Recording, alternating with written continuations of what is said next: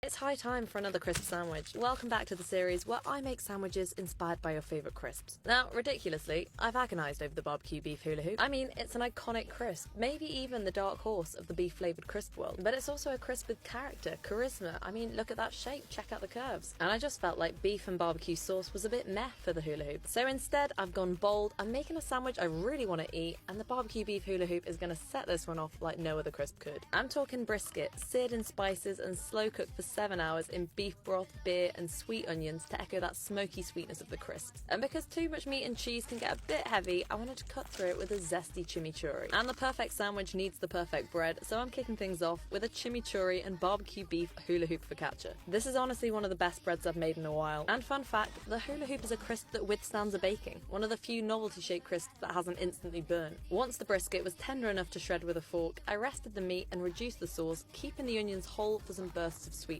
I toasted a slab of my fresh bread, then spread on a chimichurri mayo before loading up my brisket and plenty of that reduced gravy. I topped the meat with a slice of smoked jalapeno cheddar, melted that under the grill, then added spoonfuls of chimichurri, some extra pickled green chili, and of course a big handful of lightly crushed barbecue beef hula hoops. A few leaves of parsley, some extra chimichurri on the top, lid on, wrap it up, and show us your cross section.